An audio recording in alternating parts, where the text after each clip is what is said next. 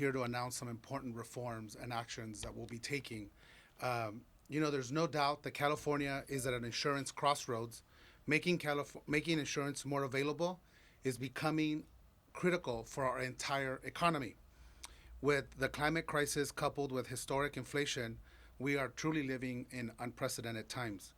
It is clear we cannot keep going down the same road without any action or change. I want to thank the governor for his executive order acknowledging what we already know, that urgent regulatory action is needed and we must work together on these solutions. This executive order is important for us to act with haste. I want to also thank our legislative leaders for their continued engagement over the past months with me and my team at the Department of Insurance. In particular, I want to thank our Insurance Committee chairs, Senator Susan Rubio and Assemblymember Lisa Calderon. We had frank and honest discussions about the insurance challenges facing our state. Working together over the past weeks, we refined the strategy, and the legislature understands how serious this situation is and the urgent need for action. Those conversations are clearly reflected in what I'm going to announce today. Effective regulation of our market requires aggressive negotiations with the industry to get the most for consumers and stabilize our market. Throwing bombs is easy, and putting out bombastic statements from entrenched interest groups does not benefit anyone, especially not our consumers who I have been meeting across California. Today, I'm proud to announce the largest insurance reform since voters passed Proposition 103 nearly 35 years ago. This is a comprehensive strategy to modernize our insurance market with three interlocking goals: making insurance available for Californians, creating a resilient insurance market, protecting communities from climate change. California's insurance market includes consumers, homeowners, businesses, and insurance companies. It is the nation's largest and a critical component of our state's economy. Yet, the property insurance market in the country is changing quickly. It is important to ask us, as we see these headlines around the world and in our country, how did we get here? When you look at our market, the top 12 insurance groups cover 85% of the state's homeowners market. Since 2022, 7 of the top 12 insurance groups have paused or restricted new business. This is despite rate increases approved or currently pending in the Department of Insurance. So clearly, this problem is complex and global in nature, affecting us here at home, of course, very uniquely as the largest insurance market in the country. Over the past 10 years, insurance companies have done far worse in California than nationally. During those years, California experienced 9 of the 10 largest wildfires in the state's history. As a result, we are facing really tough questions. Can consumers get insurance they need? Can they get it today? And generally the answer is, in all honesty, no. Today, because climate change impacts are accelerating, we need to take action to expand insurance availability over the next 10 years. So let's talk about how we got here to this point in California. For the past 4 years, we have consistently been monitoring and analyzing the status and direction of insurance availability trends here in California. The FAIR Plan has doubled to 3% of the market, becoming the insurer of first resort for many Californians and not the last resort as it is intended to be. A growing FAIR Plan is really a big problem for our state because the FAIR Plan policyholders are required to pay more for less coverage, and concentrating the highest risk properties under the FAIR Plan increases the chance that they will be unable to afford a catastrophic disaster. So it's really important to understand and underscore this point. If the FAIR Plan goes insolvent, insurance companies are on the hook for the unpaid FAIR Plan losses. While this hasn't happened in nearly 30 years, this uncertainty is still driving insurance companies to further limit coverage to at-risk Californians. A growing FAIR plan creates risk for the entire insurance market. As a result of the growing risk concentration in California, the credit rating agency AM Best has downgraded outlooks for the top 12 companies like State Farm, AAA, and Mercury. And there is a critical fact to know. Unlike public utilities, which are required to provide coverage for all residents and businesses, under Prop 103, insurance companies can legally refuse to write insurance unless they're able to meet 100% of their consumer claims, cover their expenses, and earn a fair return. Everyone is harmed if an insurance company goes insolvent because it cannot pay its claims. My job as the state's insurance regulator is to make sure that that does not happen. Meanwhile, rate filings have gotten more complex and can take longer than 6 months to approve. And one entity can unreasonably prolong rate filings. No other state has this. It has become clear that California's current regulatory framework does not meet our current needs. We need to update regulations and have them be more focused and on current market conditions in order to effectively protect consumers. So, our California Sustainable Strategy is the result of meeting with California homeowners, business owners, fire chiefs, agents, realtors, homeowners associations, summer camps, farmers and ranchers, and many other insurance consumers across the state. We have held meetings in all 58 counties since 2019. This is unprecedented in the history of our department. The changes I am announcing today are aimed to modernize our insurance market and to better protect consumers.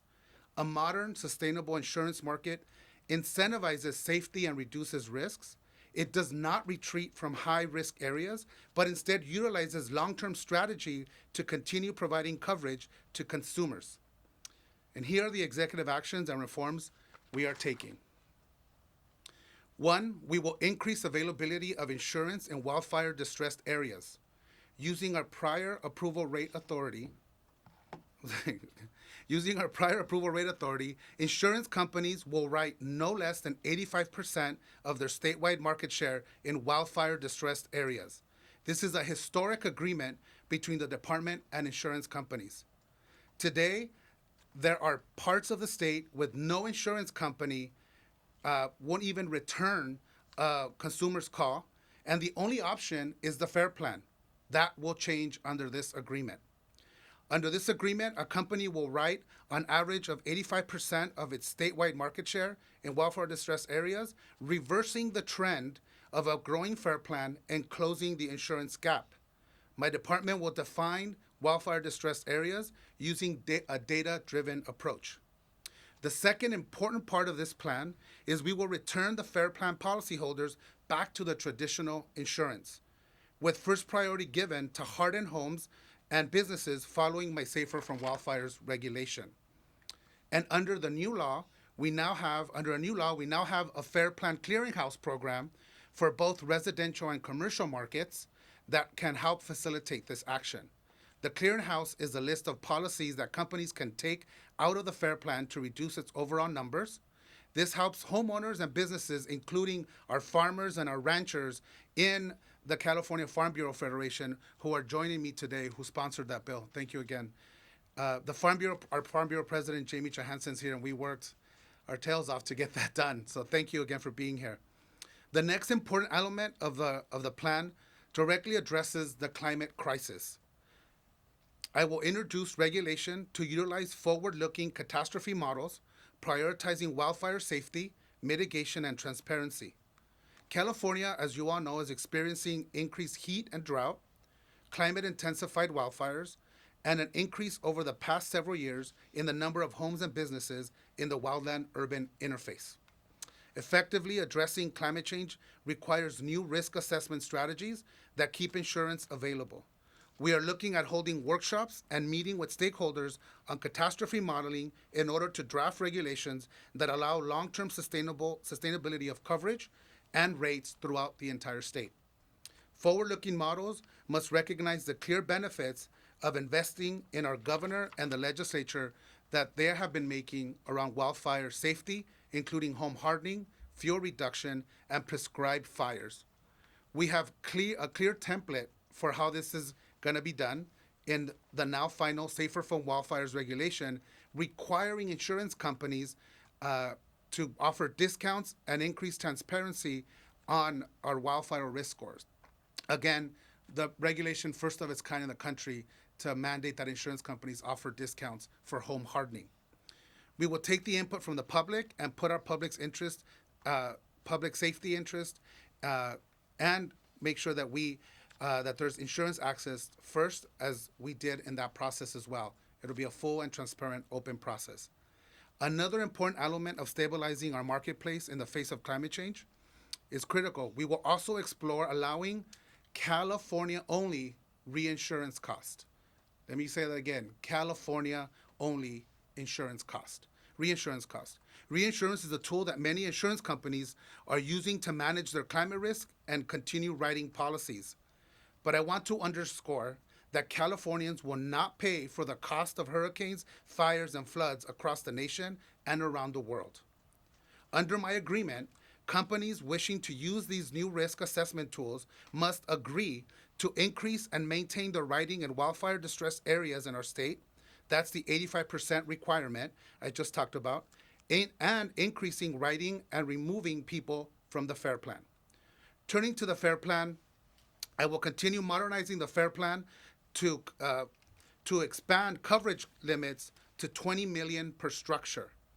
This closes the gaps for our HOAs, our affordable housing, infill development, agribusiness, who also have been having a hard time finding insurance coverage.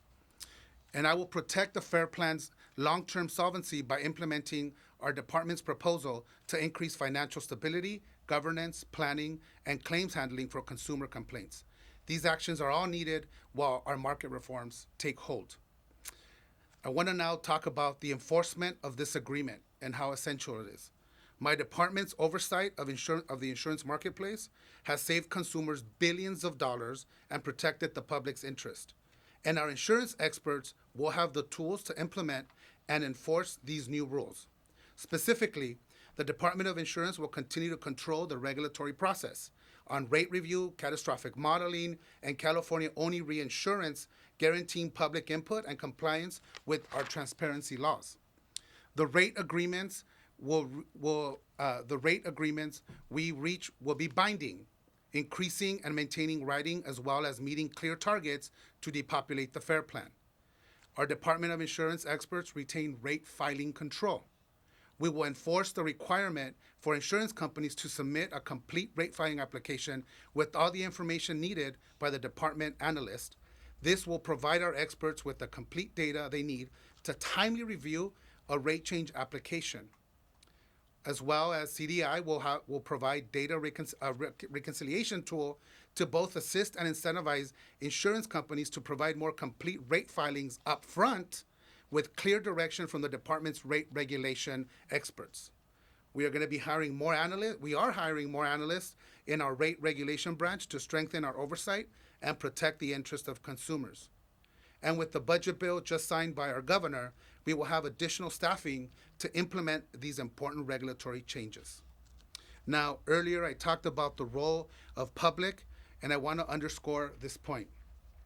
Proposition 103 allows for public participation in the rate review process. But currently, one entity is involved in nearly 75% of all intervened rate filings, materially benefiting from a process that is meant for a broader public participation. We need intervener reform to make sure that we have more interveners from the communities that are affected and who truly reflect our diverse communities across our state. We are taking 2 steps in this direction. First, I am increasing transparency involving interveners. Today, we are making prior filings and compensation awards of interveners more public and accessible on our website, which will familiarize other potential interveners with the process and thereby encourage others to participate. It is important that we are transparent about the intervener process and the costs, which insurance companies pass on to consumers. Second, my department will allow interveners to raise those issues that are relevant to the rate approval process and not and that not have been flagged by the department's experts. This is more focused, efficient approach will strengthen the existing rate application process and better represent consumer interest and will help stop unreasonable delays. Lastly, we will increase public reporting by my department, the governor, and the legislature with periodic progress reports on insurance availability, rulemakings, and fair plan depopulation efforts. This is critical to monitor our progress. And our timeline is immediate and urgent. I am directing my department to complete all these reforms by December 2024. It is important to understand that we haven't started from scratch. These actions build on changes I have undertaken since 2019, moving in the direction of a more modern and resilient marketplace. We have moved forward on wildfire actions and are responding to climate change like never before. And I am proud that the department is leading the way not only in our nation, but in our country. I also want to take a moment to thank our consumer champions at the Department of Insurance who protect the public's interest every single day, our rate regulation experts and attorneys who scrutinize insurance companies' rate filings and stop harmful practices, our consumer services specialists who help people recover after disasters and make make sure that their claims are paid fairly, our outreach and consumer services teams who meet with consumers every day in every part of our state. Thank you for being innovative and embarking on this efforts with me. We could never have gotten to this point without the buy-in of the incredible workforce of the Department of Insurance. Let me be clear, we would never face this array of challenges and all of them at the same time. Today, we are meeting that moment. Modernizing our insurance market is not going to be easy or happen overnight. We are in really uncharted territory and we must make difficult choices. When the world is changing rapidly, it is critical to make clear where you stand. For me, as the state's insurance regulator, it's on the side of creating safer communities and a sustainable insurance marketplace in the face of our ever-changing climate and financial risk. Thank you. We'll now take questions if there's any. Go ahead. It's about this rule change by allowing insurance companies to consider climate risk and look into the future. Are you concerned that that'll cause rates to go up? It's going to allow us to modernize the way we look at risk, and it also is going to help us in terms and help consumers be able to calculate, because currently we don't have the ability to see the mitigation that they have. So for years now, if you've mitigated your property, that mitigation and that risk reduction hasn't taken into account into your rate. So it works both ways. We're going to be able to hone in on those properties that have done the mitigation and make sure that our rate analysts look at that and appropriately price the risk for that individual, especially if they've done the hardening. So it's a tool that we need in the department as well. And the models, this catastrophic model, I know that the regulations haven't been written yet. Do you think those models should be public? Absolutely. And we're going to invoke and through the entire process, make sure that we have a public process so that we take all that into account. So, and the other important thing is that the department will be able to verify these models to make sure they're accurate. So that's an important distinction now that we currently do not have. Go ahead. In terms of this modeling, you told my paper, the Sacramento Bee, in last year that allowing this modeling doesn't reduce the risk. What changed your mind? It allows us to be more clear about where the risk is and to allow us to verify. I think what changed my opinion was we can no longer rely on historical data. In doing that, we're actually putting consumers and communities in danger. We need to be able to follow the science. We need to be able to use technology, but we also need to verify that. And that's what we guarantee in this process. So now with those guarantees, I feel confident that we'll not only be able to verify, they'll be transparent, and they'll be able to use to actually help consumers and hopefully incentivize them to mitigate their properties along with the discounts that we've created so that they know that they're going to be, the risk is going to be appropriately priced because now we're going to be able to take in their mitigation. With your discussions with the insurers, the major insurers, I mean, has there been any assurances, hey, Commissioner, State Farm, Allstate, we will be back in California at X date or year? So it's going to take time. So the agreement that we've been able to get to say that 85% of their market now will be come in specifically in the wildfire distressed areas is a massive win, especially for our communities that have been sent in the FAIR plan. So that's a historic agreement. Of course, we're gonna wait to make sure that these regulations get done. This is why I want to make sure we get it done within the year, so that then they could submit their rate filings now and move quickly on writing again, or continue to write new business in California, prioritizing our most sensitive communities that have been unfortunately sent to the FAIR plan, coupled with the obligation now that they're going to have to depopulate the FAIR plan, right? So this is a great day for consumers as we're able to give them more availability and get them out of the FAIR plan into the traditional insurance market.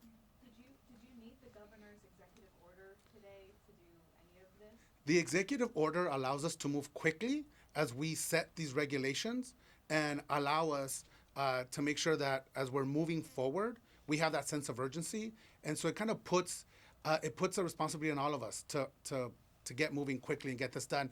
And again, this is why we want to be able to move in a way that's transparent, that's open, but with a sense of urgency. And his executive order allows us to do that. Go ahead. Certainly, you've talked with homeowners all across the state these past 4 years. You know, a lot of them are struggling. Their insurance costs are going up.